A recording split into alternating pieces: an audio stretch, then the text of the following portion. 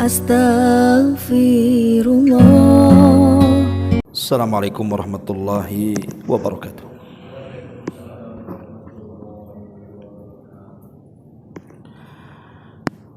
Alhamdulillah wassalatu wassalamu ala Rasulillah wa ala alihi wa sahbihi wa mawalah wa la hawla wa la quwwata illa billahi wa ba'du. Hadirin dan hadirat yang dimuliakan Allah Subhanahu wa taala, alhamdulillah di malam ini kita bisa duduk kembali untuk bertalabul ilmi di Masjid Al-Fajri Jodoh Batam. Tak lupa salawat dan juga salam kita hadiahkan kepada Rasul kita Nabi besar Muhammad sallallahu alaihi wasallam. Pembahasan di malam hari ini kita akan membahas tentang pentingnya memulai di pagi hari dengan zikir. Dan zikir apa yang harus kita baca di pagi hari di dalam memulai aktivitas kita. Ma'asyiral muslimin yang dimuliakan Allah Subhanahu wa taala, kita tahu bahwa ada anjuran bagi setiap muslim dan juga muslimah untuk membaca zikir pagi dan petang. Dan subhanallah, semua lafaz yang diajarkan Rasul untuk dibaca di pagi dan petang hari itu semua isinya kalimat tauhid, kalimat la ilaha illallah. Saya akan contohkan dua zikir saja. Kalau kita tidak bisa membaca semuanya, ya minimalnya beberapa zikirlah kita baca untuk memulai aktivitas kita dengan tauhid. Pertama, ya biasa membaca surah kursi, kemudian juga Al-Ikhlas, Muawwidzatain. Ini kan isinya semua tauhid. Adapun zikir yang diajarkan Nabi sallallahu alaihi wasallam, minimalnya dibaca satu kali di sore atau di pagi hari, adalah asbahna wa asbaha mulku lillah walhamdulillah la ilaha illallah wahdahu la syarikalah lahul mulku wa lahul hamdu wa huwa ala kulli syai'in qadir. Kami telah memasuki waktu pagi dan kerajaan hanya milik Allah, termasuk segala pujian hanya milik Allah. Tidak ada sesembahan yang berhak disembah kecuali Allah, yang tidak ada sekutu baginya. Kerajaan hanya miliknya, begitu juga semua pujian hanya miliknya. Atau lafaz yang lainnya, kita juga disuruh dibaca atau membaca lafaz, mungkin yang paling pendek adalah la ilaha illallah wahdahu la syarikalah lahul mulku wa lahul hamdu wa huwa ala kulli syai'in qadir. Tidak ada ilah yang berhak disembah atau diibadahi kecuali Allah yang Maha Esa. Tidak ada sekutu baginya, baginya kerajaan dan baginya segala pujian, dan Dia Maha Kuasa atas segala sesuatu. Dan banyak beberapa lafaz yang diajarkan Nabi sallallahu alaihi wasallam untuk kita baca di pagi atau di petang hari. Yang ingin saya jelaskan, apa sih faedahnya? Itu masalahnya. Ketika kita tidak tahu faedah membaca zikir pagi petang itu, akhirnya malas.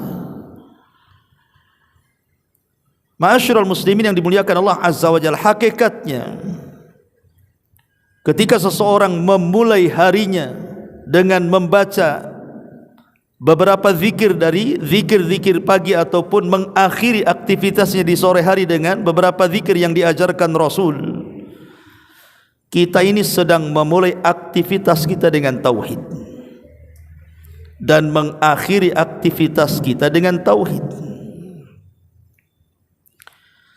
Dan kalau kita bicara tentang tauhid, kalimatul la ilaha illallah yang terulang-ulang dalam zikir tersebut, ini bukan kalimat biasa.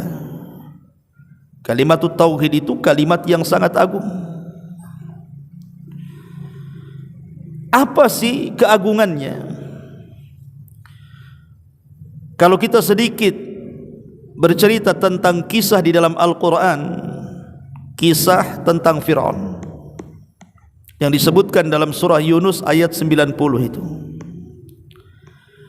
di mana Allah Subhanahu wa taala mengatakan wajawazna bi bani Israil al-bahra fa'atba'ahum fir'aunu wa junuduhu baghyan wa adwan hatta idza adrakahu al-gharaqu qala amantu annahu la ilaha illa alladhi amanat bihi banu Israil wa ana minal muslimin.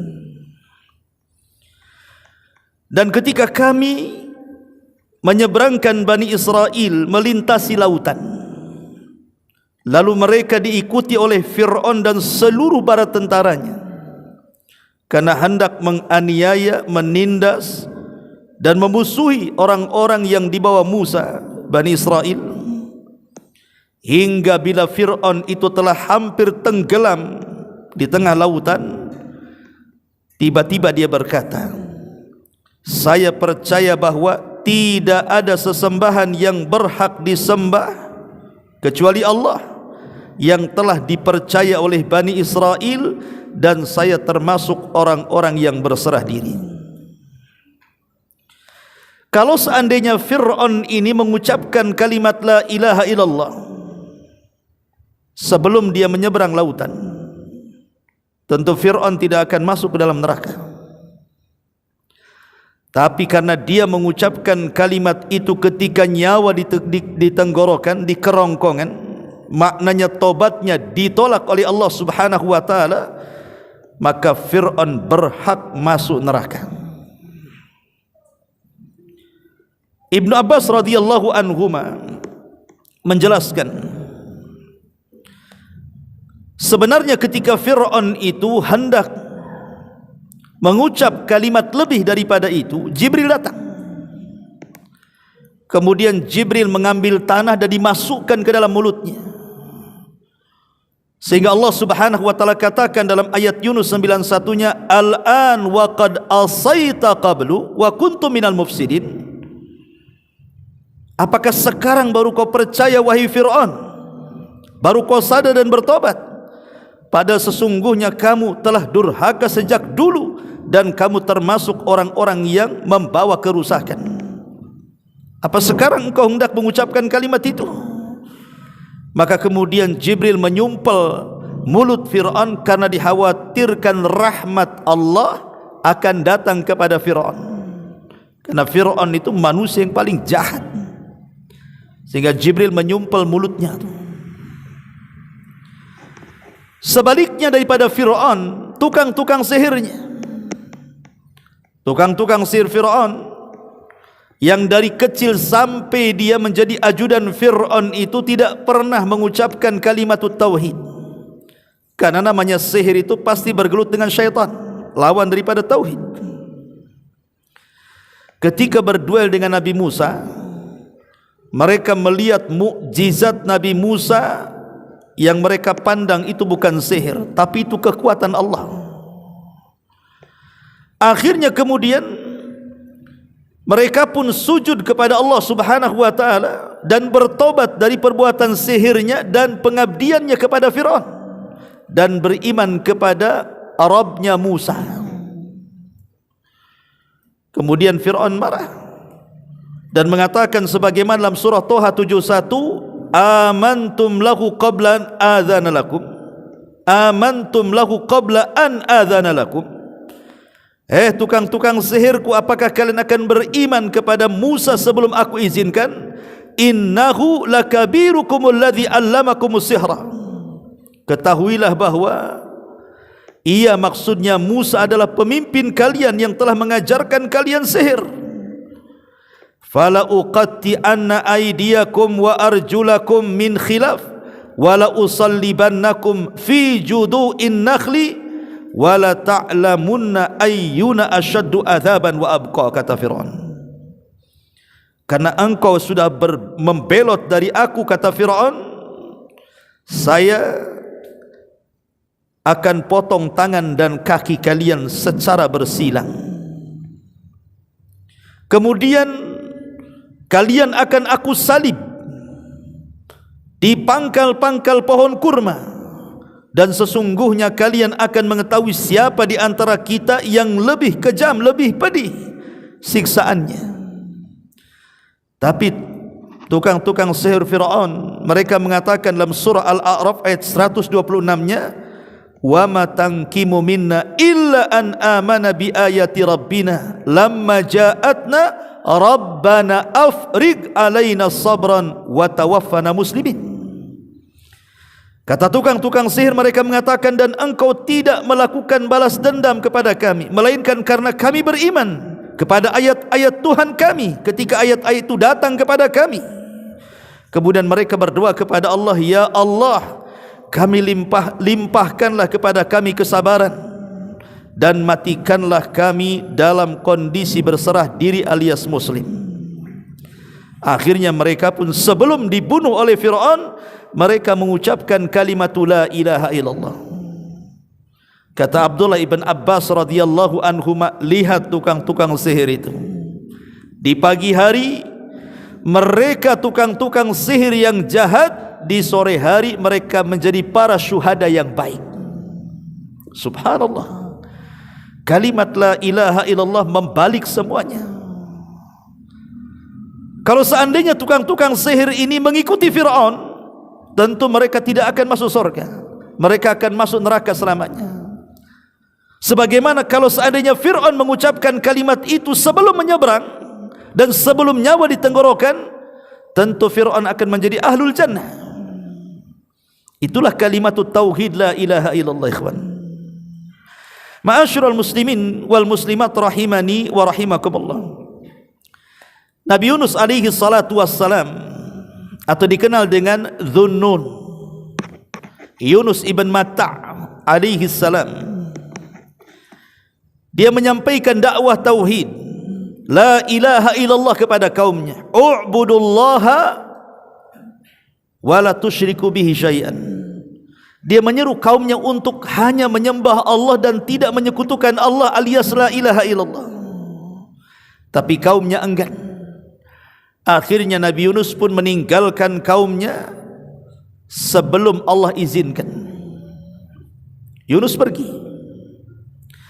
Ketika Nabi Allah Yunus alaihi salatu wassalam kemudian berada di perahu, kemudian Nabi Yunus alaihi salatu wassalam tiba-tiba dikejutkan perahu itu berhenti di tengah-tengah lautan.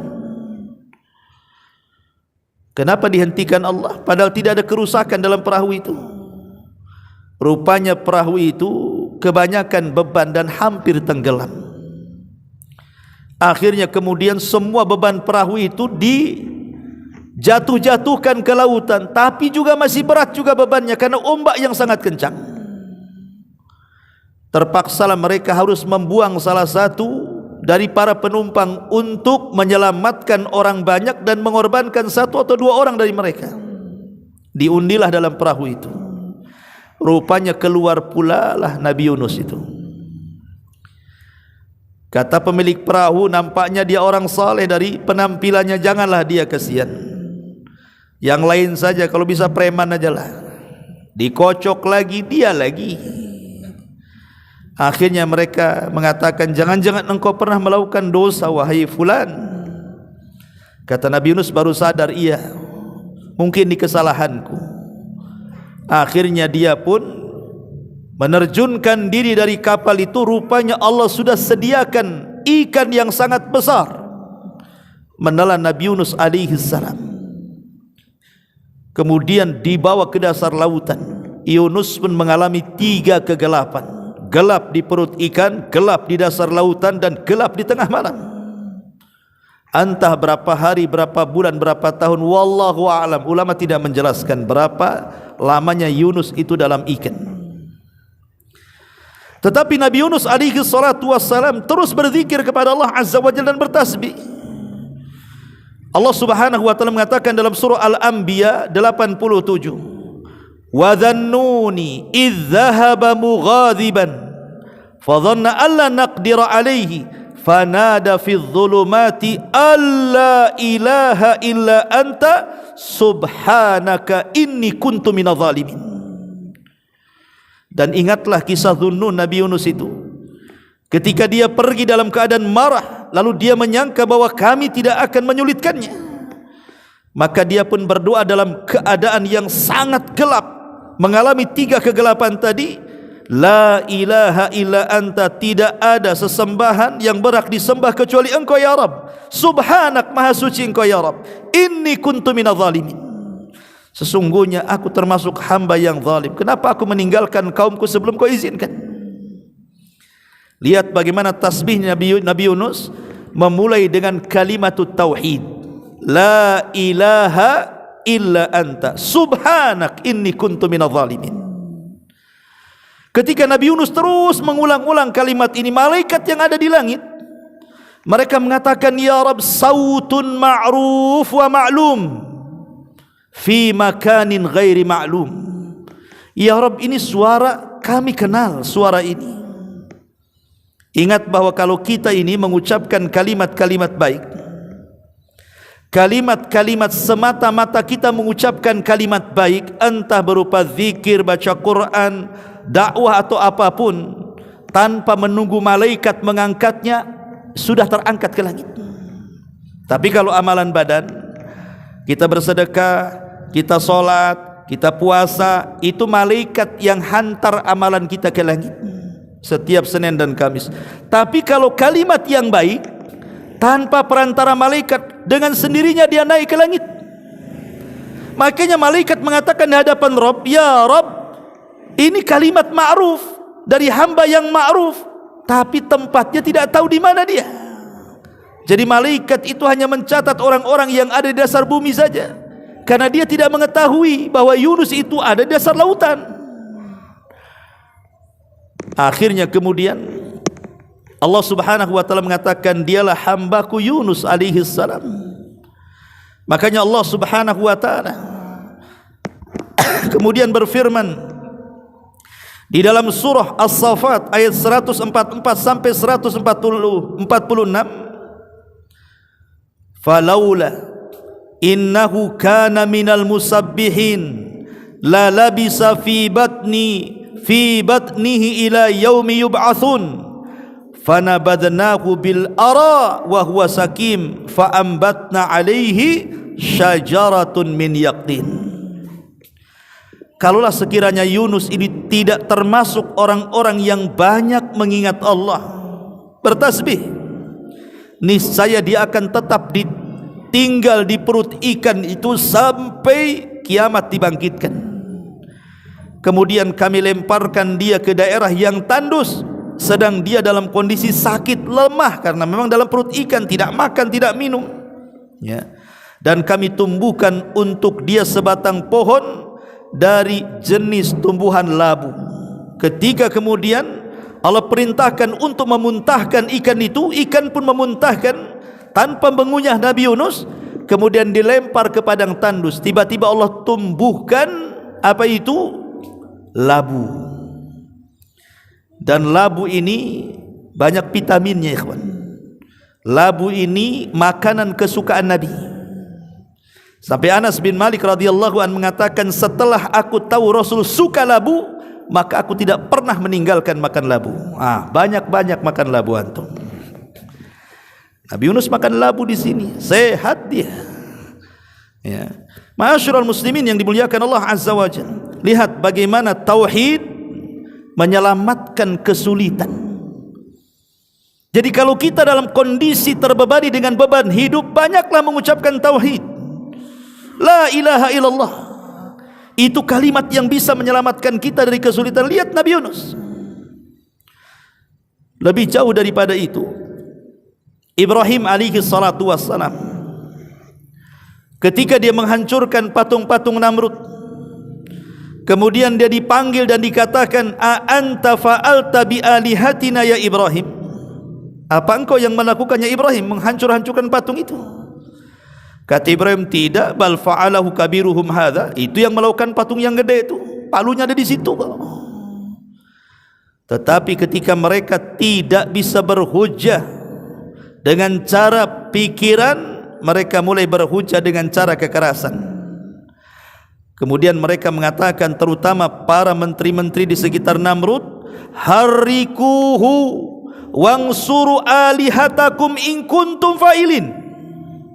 Tangkap Ibrahim, bakar dia, tolong patung-patung kalian. Lihat, harusnya patung yang nolong kita, ini patung yang ditolong kita. Akalnya di mana coba? Tolong Tuhan-Tuhan kalian katanya.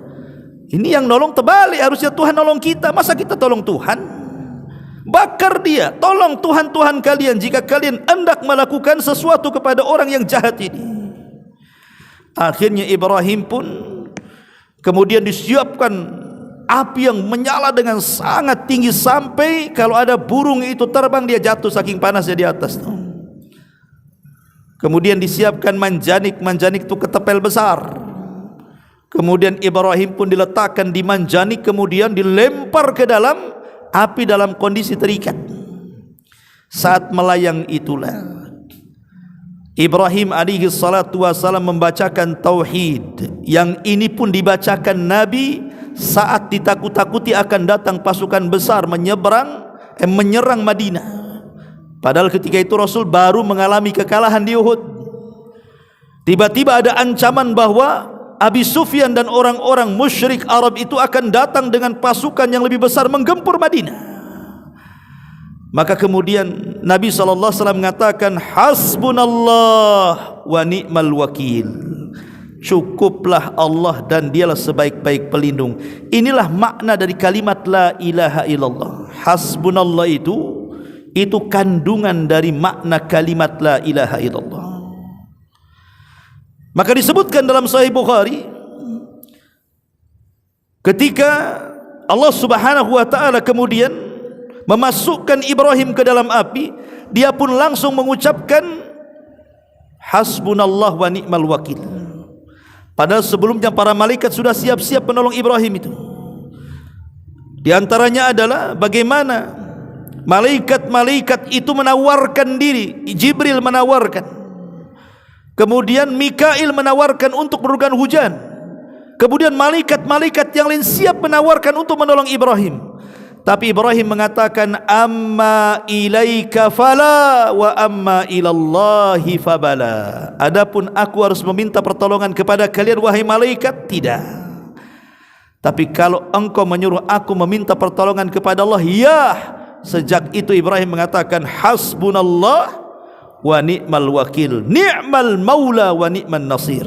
Ketika semata-mata Ibrahim mengucapkan kalimat tauhid, apa yang terjadi? Allah berfirman kepada api, kul ya naru kuni bardan wa salaman ala Ibrahim. Hei api, jadilah kau dingin, selamatkan Nabi Ibrahim.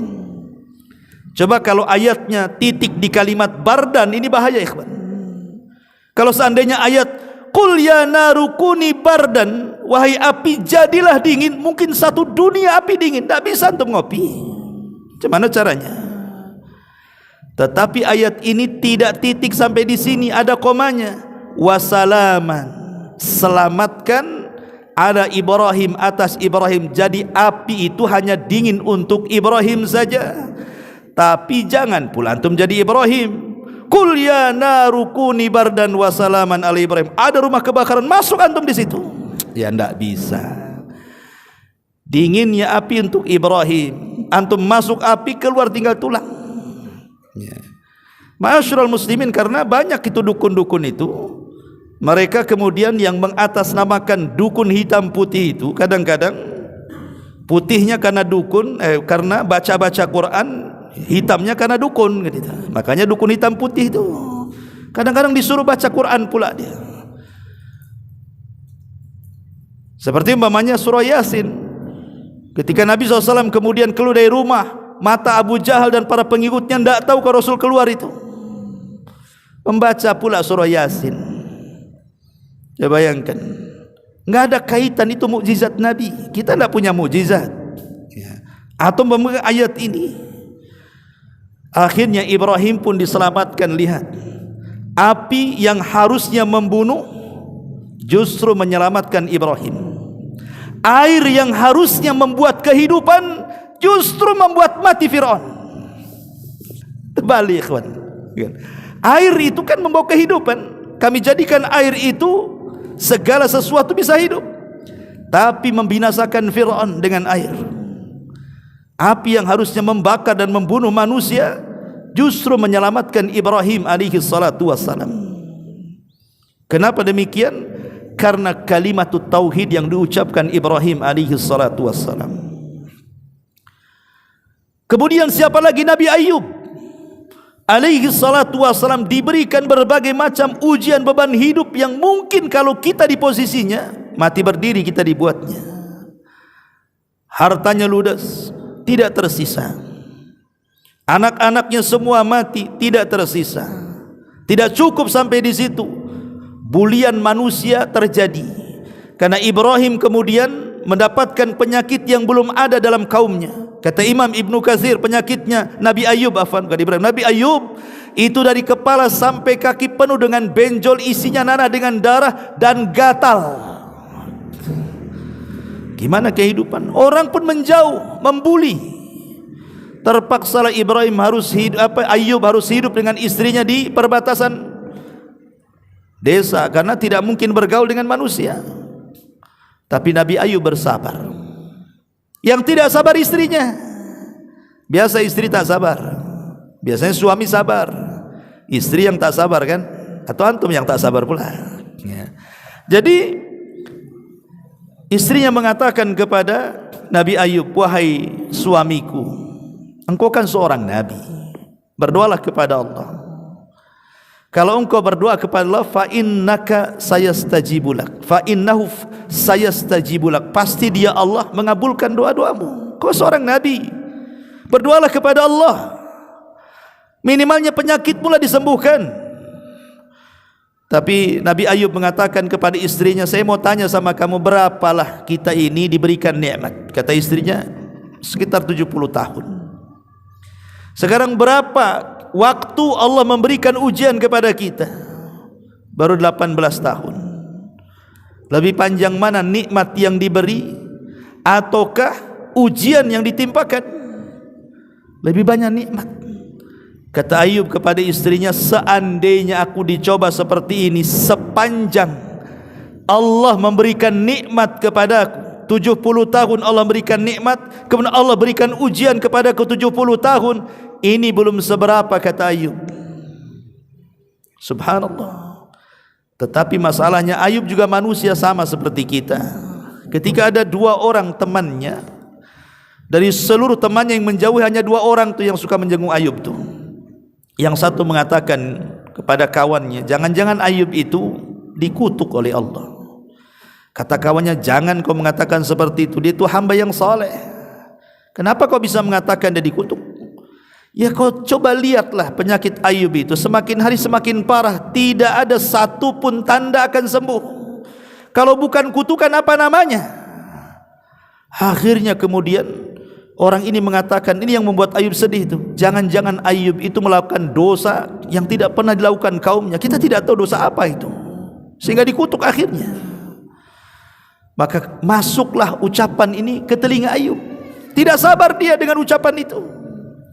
Akhirnya dia pun mengatakan kepada Allah Subhanahu wa taala, inilah kalimatut tauhid. Rabbi inni massaniyadh dhurr wa anta arhamur rahimin. Ya Rabb, aku tahu semua musibah ini datang dari kamu. Dia nasabkan musibah kepada Allah, sebagaimana nikmat dinasabkan kepada Allah. Dan dia memulai dengan kalimat Rabb. Rabb itu kalimat tauhid, panggilan Allah. Setiap doa para nabi memulai dengan kalimat Rabb. Ya Rabb, Sesungguhnya aku tahu bahwa yang menimpakan madarat ini datang dari kamu. Tapi aku tahu juga, kata Ayub, Engkau zat yang maha pengasih di antara hamba-hambamu yang pengasih. Artinya tidaklah engkau menguji diriku wahai Allah kecuali karena sayangmu kepadaku. Makanya Nabi SAW mengatakan apa? Inna Allah idza ahabba abdan ibtalahum faman radiya falahu ridha wa man sakhita falahu sukhtu. Allah itu kalau suka dengan hambanya, pasti hamba itu diuji. Entah kesehatannya, entah ekonominya, entah keluarganya, entah dengan kematian orang-orang yang dicintainya, pastilah Allah uji itu. Tapi siapa yang redha dengan ujian, dia mendapatkan redha Allah. Dan siapa yang murka dengan ujian, dia pun akan mendapatkan murka Allah subhanahu wa ta'ala. Ayub mengajarkan kepada kita keredhaan dalam ujian. Ketika dia terus mengulang-ulang kalimat tauhid, Rabbi inni massaniya dzur wa anta arhamur rahimin, tiba-tiba Allah datangkan semua nikmatnya. Kekayaannya Allah lipat gandakan 2 kali lipat, anak-anaknya Allah lipat gandakan 2 kali lipat. Kemudian penyakitnya Allah sembuhkan dan Allah buat Ayub semakin muda lagi. Siapa yang mengganti? Allah subhanahu wa ta'ala. Kenapa Allah ganti? Karena Ayub mengajarkan kepada kita kalimat tauhid. Sandarkan sesuatu itu kepada Allah subhanahu wa ta'ala. La ilaha illallah. Ma'asyiral muslimin yang dimuliakan Allah azza wa jalla, termasuk Nabi kita. Nabi SAW dalam perang Badar, disebutkan oleh riwayat Umar bin Khattab radhiyallahu an, Nabi tidak pernah perang sebelumnya dan tidak punya pengalaman perang juga sebelumnya. Dan itulah perang perdana dalam perang Badar itu. Ya wajar pasukan 314 melawan 1000 lebih, ya ketakutanlah Nabi, manusiawi. Di malam hari Rasul bersama Abu Bakar bermunajat istighatsah dan mengatakan doa yang ma'ruf yang dibaca Nabi SAW. Apa doanya? Allahumma anjiz lima wa'adtani, Allahumma ati ma wa'adtani, Allahumma intahlik hadil isabah falan tu'bad abada. Ya Allah, kabulkan janjimu kepadaku. Ya Allah, datangkan janjimu kepadaku. Ya Allah, kalau kau hancurkan pasukan yang sedikit ini, engkau tidak ada yang menyembah lagi di permukaan bumi ini. Kemudian terus bermunajat kepada Allah, berdoa kepada, sampai khusyuknya, ridaknya Rasul, selendangnya Rasul jatuh. Abu Bakar mengambilnya, kemudian dipakaikan kepada Rasul, kemudian mengatakan hasbuka hasbuka ya Rasulullah, cukup wahai Rasul, Allah sudah mengijabah doamu. Akhirnya Allah subhanahu wa ta'ala malam itu menunjukkan kekuatannya, dikirim 1000 dulu, 1000 malaikat dipimpin oleh Jibril. Ketika itu Rasul mengatakan kepada Abu Bakar, absyir ya Aba Bakrin, berbahagialah ya Abu Bakar, Allah sudah kirim dan Allah perlihatkan 1000 malaikat kepadaku. Ketika keesokannya perang, Allah tambah lagi 2000 jadi 3000. Ketika perang berkecamuk, Allah tambah lagi 2000 jadi 5000. 5000 malaikat terlibat dalam perang Badar, dipimpin oleh Jibril, menunggang kuda Haizum namanya. Kudanya Jibril itu namanya Haizum. Kaidum Haizum, majulah wahai Haizum, kata Jibril sambil menghunus pedang. Maka Allah menangkan dalam perang Badar ini. Lihat bagaimana dahsyatnya kalimat tauhid. Makanya Nabi SAW kalau ada kesulitan yang tidak bisa keluar dari situ, dan ini pun antum bacalah, antum harus yakin, jangan coba-coba. Setiap doa itu tidak boleh coba-coba, tidak boleh ada keraguan, harus yakin. Kalau coba-coba saja, ya tidak yakin antum dengan kalimat tauhid. Harus yakin. Apa kata Nabi SAW dalam sebuah hadis yang dikeluarkan oleh Imam Muslim dan Bukhari dari Ibnu Abbas radhiyallahu anhuma, kana an-nabiy sallallahu alaihi wasallam yad'u indal qarabi. Rasul senantiasa berdoa di saat genting yang luar biasa. Apa doa Rasul? La ilaha illallahil azim al-halim, la ilaha illallah rabbus samawati wal ardi wa rabbul arshil azim. Ini doanya Nabi. La ilaha illallah al-azimul halim, la ilaha illallah rabbus samawati wa rabbul ardi la ilaha illallah rabbul arsyil azim. Atau kalau disingkat la ilaha illallah al-azimul halim, la ilaha illallah rabbus samawati wal ar wa rabbul arsyil azim. Pendek ya. Baca doa ini ketika kita lagi sulit, lagi ada masalah, ulang-ulang doa ini. Saya yakin setiap masalah pasti diuraikan. Tapi harus yakin kita ini punya Tuhan yang yakin. Jangan pula berdoa dengan keraguan. Coba-coba, kan kata Ustadz katanya begitu. Nggak bisa coba-coba. Antum main coba-coba. Ibadah itu bukan coba-coba. Ibadah itu harus penuh dengan keyakinan, karena Rabb yang kita sembah yakin, maka beribadahlah kepada Allah dengan cara yakin, dan doa bagian daripada ibadah. Ma'asyiral muslimin yang dimuliakan Allah Subhanahu wa taala, kalimatut tauhid la ilaha illallah disebutkan dalam kitab Al-Muwatta li Imam Malik dari Talha ibn Ubaidillah ibn Quraiz.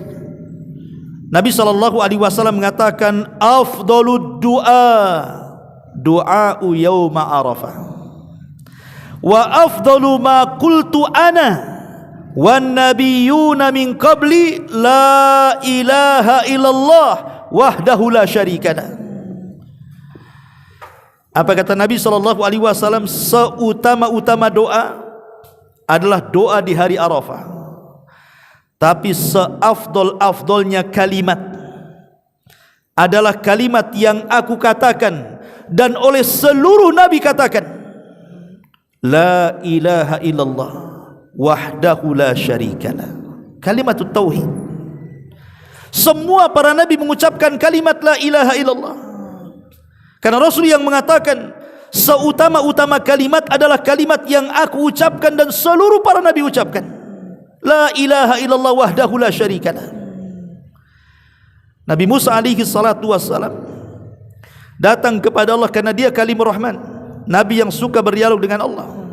Apa kata Musa? Ya Rabb, alimni du'aan adzukuruka wa ad'uka bi. Ya Rabb, ajarkanlah satu kalimat doa yang aku bisa berzikir dan berdoa dengan kalimat itu. Maka Allah mengatakan, ya Musa qul la ilaha illallah. Wahai Musa, katakan la ilaha illallah. Kalimatut tauhid. Kata Nabi Musa, ya Rabb, semua manusia mengucapkan kalimat itu, yang lain saja.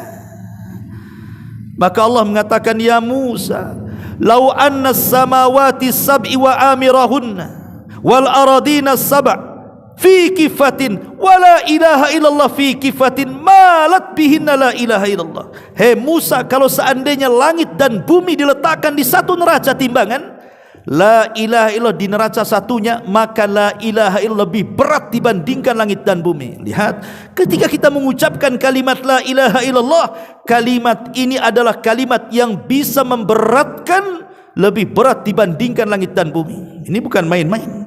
Jadi kalau antum memulai di pagi hari dengan zikir pagi dan petang, itu sama dengan memulai dengan kalimatut tauhid, dan antum sudah mengucapkan kalimat yang diucap oleh seluruh manusia, bahkan seluruh alam semesta, bahkan lebih berat timbangannya dibandingkan langit dan bumi. Jadi jangan remehkan itu kalimat zikir pagi dan petang itu, kan isinya tauhid masalahnya. Makanya kenapa tauhid ini adalah tiket kita masuk ke dalam Islam dan tiket kita masuk ke dalam surga. Kalau seandainya kita ini puasa, kita ini zakat, kita ini haji, kita sholat, tapi tidak mengucapkan kalimat la ilaha illallah, semua amalan itu ditolak oleh Allah Subhanahu wa taala. Karena tiket masuk Islam itu adalah syahadataini, dua kalimat syahadat. Walaupun antum semua infakkan seperti Abu Bakar, diinfakkan semua hartamu, solat tiap malam, pagi, petang, siang, malam solat, puasa tiap hari, puasa mutlak, haji bolak-balik, tapi kalau tidak mengucapkan kalimat la ilaha, percuma itu semua. Usairim adalah seorang sahabat yang ketika Sa'd bin Mu'adz, Sa'd bin Mu'adz ini pemimpin kabilah Aus. Sa'd bin Mu'adz ini ketika dia masuk Islam di tangan Mus'ab bin Umair, maka dia perintahkan satu kabilah untuk masuk Islam. Kata Sa'ad, kalau kalian tidak masuk Islam, jangan satu atap denganku. Akhirnya satu kabilah Aus masuk Islam, yang belakangan disebut Ansar. Karena Ansar itu dari gabungan dua kabilah, satu Khazraj, satu Aus.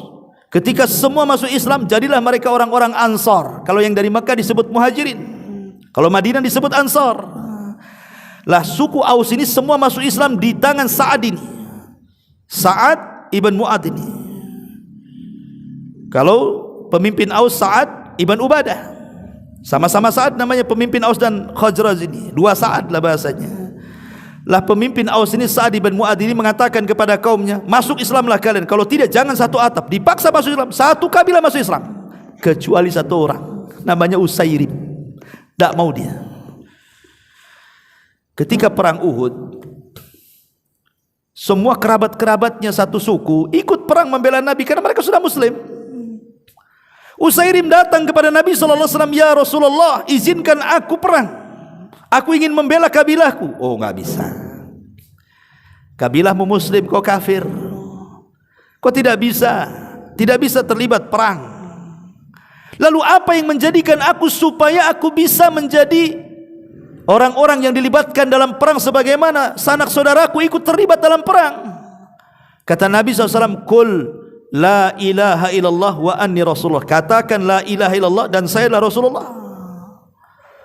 Maka dia pun akhirnya karena ingin ikut perang, dia pun mengucapkan dua kalimat syahadat, asyhadu an la ilaha illallah wa asyhadu anna Muhammad Rasul. Akhirnya terlibat perang. Perang Uhud. Perang Uhud kan kalah kaum muslimin. Ketika Nabi SAW melihat kekalahan kaum muslimin, dia sedih. Dia mencari jasad-jasad orang yang mati. Rupanya ada Usairim mati. Kemudian Rasul mengatakan kepada para sahabatnya, tahukah kalian siapa orang itu? Dialah Usairim. Amalannya sedikit, tapi pahalanya besar. Abu Hurairah mengatakan di hadapan kawan-kawannya, maukah kuhabarkan kepada kalian seseorang yang tidak pernah sujud tapi masuk surga paling tinggi, katanya. Kata sahabat yang lain, mana ada wahai Abu Hurairah, enggak pernah sujud kau bisa masuk surga yang paling tinggi. Kata Abu Hurairah, ada, dialah Usairim. Seandainya Usairim ini tidak mengucapkan kalimat tauhid, kemudian masuk ke dalam perang, dipastikan masuk neraka. Tapi karena dia mengucapkan kalimat tauhid, kemudian dia masuk dalam pertempuran, kemudian dia mati syahid, apa kata Rasul? Bidadari sudah menanti dia, katanya, dan berebut untuk mengambil rohnya. Subhanallah, ya. Lihat bagaimana kalimat tauhid yang luar biasa ini. Makanya seandainya kemudian Usairim ini berjihad tanpa mengucap dua kalimat syahadat itu, maka sia-sia perangnya, kan? Menunjukkan bahwa amalan sebesar apapun, sampai anda mengeluarkan harta, jiwa, waktu dan sebagainya, kalau tidak didasari dengan kalimat tauhid la ilaha illallah, percuma amalan itu. Makanya kenapa kemudian tidak ada manusia yang mengucapkan kalimat tauhid kecuali akan disaksikan oleh Allah Subhanahu wa taala. Kalau seandainya kita dalam solat, antum Allahu Akbar, kemudian imam mengatakan ghairil maghdubi alaihim waladdallin, kemudian imam mengatakan amin dan antum mengatakan amin, apa kata Rasul? Barang siapa yang aminnya mencocoki amin para malaikat, dosa-dosa kita akan diampuni. Ini ucapan amin. Kalau mencocoki ucapan aminnya para malaikat, diampuni dosa kita. Macam mana dengan ucapan la ilaha illallah, yang Allah katakan syahidallahu annahu la ilaha illallah wal malaikatu wa ulul ilmi qa'iman bil qisti la ilaha illahu huwal azizul hakim. Kata Allah, syahidallahu annahu la ilaha illahu, Allah bersaksi kepada dirinya bahwa tidak ada sesembahan yang berhak disembah kecuali dirinya. Begitu juga malaikat bersaksi tentang la ilaha illallah. Begitu juga para ulama bersaksi tentang la ilaha illallah. Makanya siapa yang mengucapkan kalimat la ilaha illallah, maka dia termasuk ahlil ilmu. Karena Allah yang mengatakan fa'lam annahu la ilaha illahu wastaghfir li dzambik. Lihat bagaimana Allah mendahulukan kalimat tauhid sebelum orang itu istighfar. Kalau seseorang beristighfar, ya Allah ampuni dosa aku sudah banyak dosanya, aku sudah banyak maksiatnya, ya Allah ampuni aku, astagfirullahaladzim, diampuni dosanya? Tidak diampuni dosanya sampai dia mengucapkan kalimat la ilaha illallah. Karena Allah mendahulukan la ilaha illallah. Fa'lam, ketahuilah, annahu la ilaha illallah, annahu la ilaha illahu, bahwa Allah itu sesembahan yang tidak berhak disembah kecuali Dia. Baru Allah katakan wastaghfir lidzambik, baru kau minta ampun. Berarti tauhid dulu baru tobat. Makanya kalau kita melihat lafaz daripada sayyidul istighfar, perhatikan sayyidul istighfar itu, penghulunya istighfar, Allahumma anta rabbi la ilaha illa anta khalaqtani wa ana abduk wa ana ala ahdik wa wa'dika mastata'tu wa a'udzubika min syarri ma sana'tu abu'u laka bi ni'matika alai wa abu'u laka bi dzambi faghfirli innahu la yaghfiru dzunuba illa anta. Allah dahulukan tauhid, baru kemudian di akhir faghfirli, ya Allah ampuni. Tauhid dulu baru minta ampun, gitu maksudnya. Kalau orang tidak bertauhid, walaupun banyak dosanya minta ampun, tidak akan diterima ampunannya sampai dia mentauhidkan Allah Azza wa Jalla. Sampai dia mentauhidkan Allah. Orang banyak dosa, dia berzina, dia berjudi, dia maksiat macam-macam, tapi dia datang ke dukun, tidak mentauhidkan Allah, percuma, karena dia tidak mengamalkan kalimat la ilaha illallah. Ma'asyiral muslimin yang dimuliakan Allah Subhanahu wa taala, Usama ibn Zaid, Usama ibn Zaid itu cucu angkat Nabi, karena dia putra daripada Zaid ibn Harithah. Rasul itu ketika meninggal anak laki-lakinya sedih.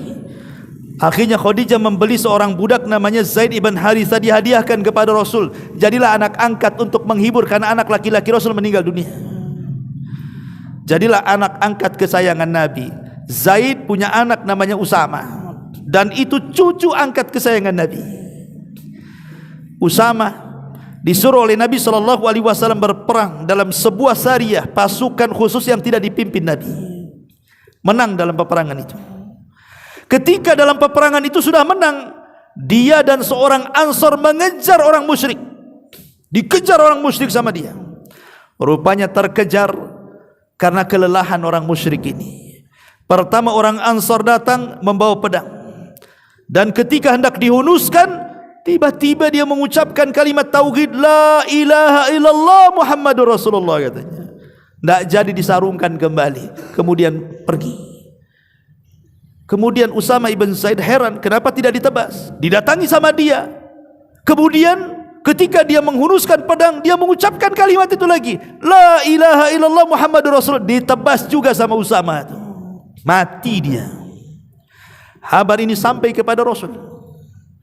Marah Rasul kepada Usama dan mengatakan, sini kau Usama, aqatalta man qala la ilaha illallah, kau bunuh orang yang sudah mengucap kalimat la ilaha illallah. Usama membela dirinya dan mengatakan, Rasul, ini dalam peperangan, bisa saja dia tipu-tipu, dia takut pedangku sehingga dia mengucapkan kalimat tauhid, bukan karena betul dari hatinya. Maka Rasul mengatakan, afala syaqaqta an qalbik, apakah engkau sudah membelah dadanya wahai Usama, sehingga kau tahu isi hatinya, katanya. Dalam riwayat Rasul sampai mengulang-ulang kalimat ya Usama, kaifa bila ilaha illallah idza ja'atka yaumul qiyamah. Usama, apa pertanggungjawabanmu tentang kalimat yang dibaca orang itu? Kalau seandainya la ilaha illallah datang kepada Allah dan mengatakan ya Rabb, orang ini membunuh orang yang mengucapkan kalimat ini, katanya. Diulang-ulang kalimat itu sampai Usama mengatakan laitahu aslamtu yaumaidzin, coba kalau aku baru masuk Islam gak dimarahi kayak gini, katanya. Karena orang yang sudah lama Islam ya wajarlah dikerasi ya. Kalau mu'alaf kan dilembuti itu. Makanya dia mengatakan, aduh coba aku baru masuk Islam ini, Rasul gak semurka ini sama aku, katanya. Ya. Lihat bagaimana keutamaan la ilaha illallah. Sampai Hudzaifatul bin Yaman, beliau mengatakan nanti di akhir zaman, walaupun sekarang sudah akhir zaman, tapi nanti di akhir-akhir, ketika Quran akan diangkat dalam satu malam, antum baca sudah tidak ada tulisan, antum keluarkan hafalan, hilang hafalan. Islam tinggal hanya namanya. Orang tidak mengenal apa itu solat, apa itu puasa, apa itu zakat, enggak kenal apapun.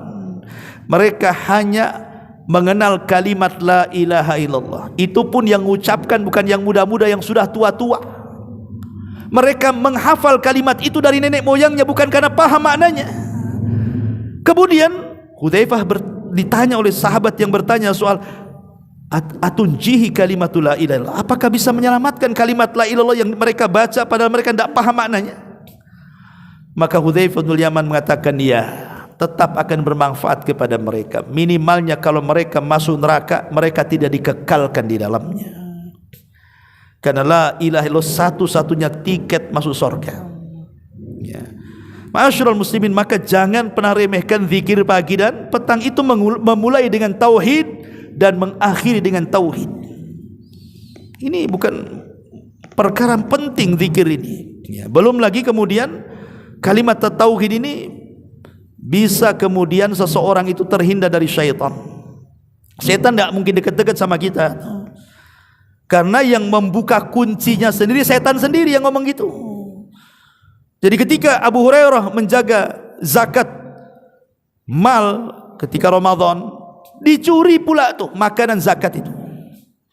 Ditangkap malam pertama, kemudian dilepas alasannya karena dia orang miskin, anaknya butuh makan. Malam kedua mencuri lagi, kena tangkap lagi. Kemudian akan dilaporkan kepada Rasul. Kemudian dia ngeles lagi, anakku lagi lapar katanya. Malam ketiga menyuri lagi, kata Bro, tidak bisa kau tiap malam tuh nyuri makan tuh. Kau akan ku melaporkan dan ku bawa kepada Nabi. Tiba-tiba dia mengatakan, Abu Hurairah, lepaskan aku, maukah ku ajarkan kepadamu, apabila engkau baca ayat ini sebelum tidurmu, kau tidak akan didekati setan, katanya. Apa itu? Kemudian orang ini mengucapkan kalimat ayat kursi. Ayat kursi itu kalimat tauhid, karena dimulai dengan la ilaha illallah kan. Allahu la ilaha illa huwal hayyul qayyum la ta'khudhuhu sinatun ila akhiril ayat. Itu kalimat tauhid, ayat kursi itu. Maka keesokan harinya Rasul sudah tahu itu. Kata Rasul, tahukah engkau, wahai Abu Hurairah, yang kau tangkap itu siapa? Tidak tahu wahai Rasul. Dia adalah setan, katanya. Shadaqaka wa huwa kadzub. Untuk masalah ini benar, tapi umumnya dia itu pendusta. Khusus satu masalah ini dia benar, katanya. Maksudnya kalau tidur baca ayat kursi itu benar, tapi selain ini dia pendusta, jangan kau benarkan. Lihat kalimat tauhid yang terkandung dalam ayat kursi dibocorkan sama setan sendiri, bahwa setan tidak akan dekat-dekat dengan orang yang bertauhid itu. Ma'asyiral muslimin yang dimuliakan Allah Subhanahu wa taala. Lebih daripada itu, tentu kalimat tauhid adalah kalimat yang merupakan tali kuat untuk menjaga Islam dan iman. Selama tauhid la ilaha illallah masih ada dalam dada kita, maka Allah mengatakan, faman yakfur bitaghuti wa yu'min billah faqad istamsaka bil urwatil wuthqa lan fisama laha wallahu samiun alim.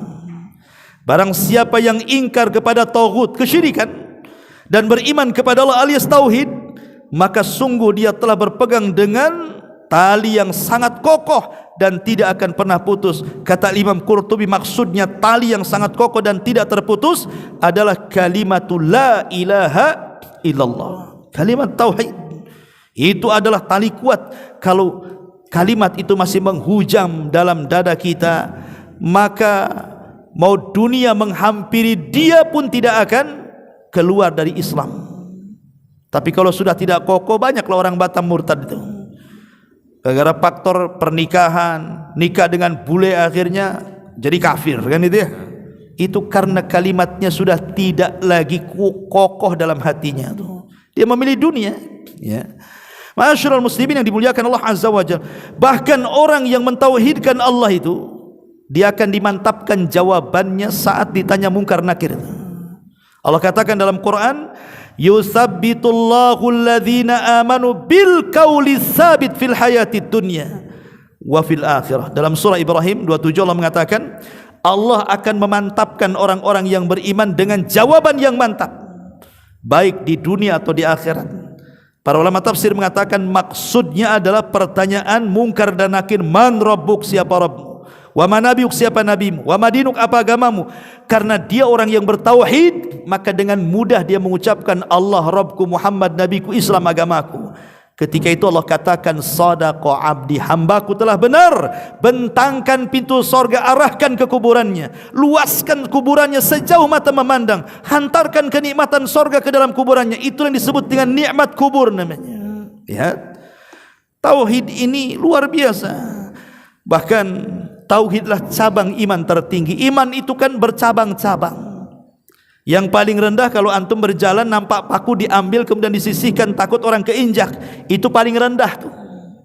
Tapi yang paling tinggi adalah al-imanu bid'un wa sab'una syu'batan fa afdaluha qaulu la ilaha illallah, kata Rasul, wa adnaha imatatul adza 'anit tariq. Kata Nabi SAW, iman itu 70 lebih tingkatan. Yang paling utama adalah perkataan la ilaha illallah, dan yang paling rendah adalah membuang hal-hal yang mengganggu orang yang jalan. Menyingkirkan batu, menyingkirkan apalah terserah.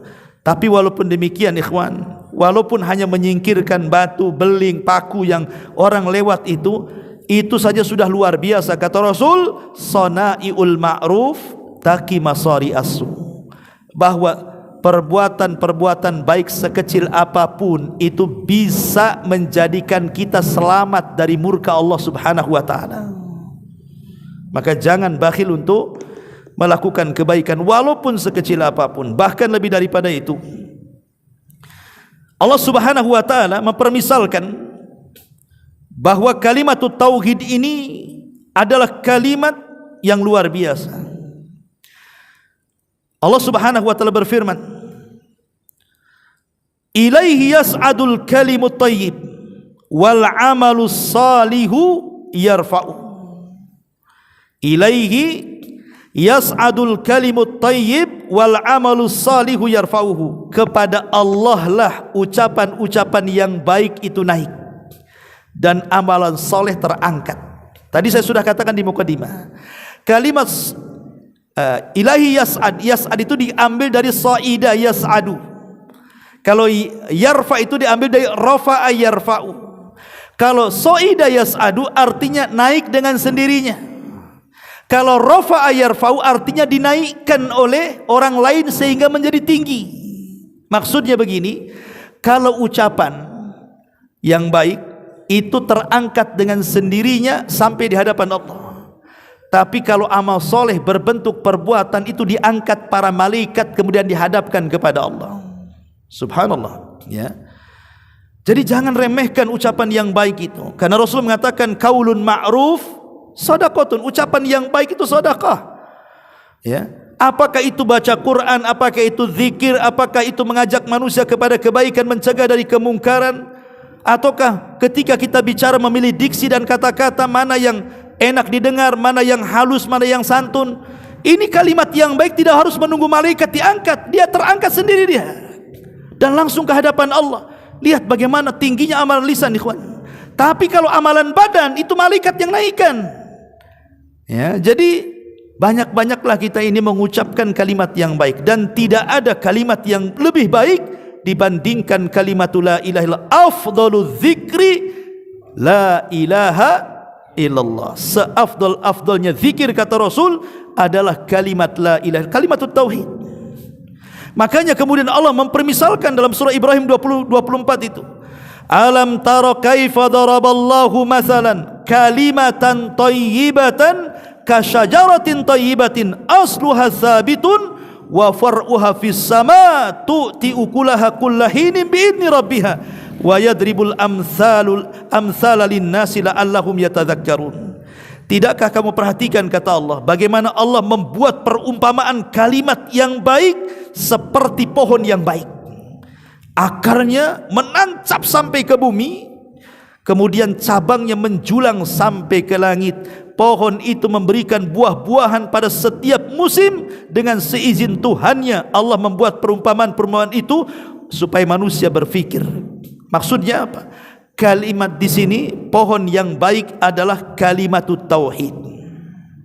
Adapun akarnya yang menancap diaplikasikan lewat perbuatan dia.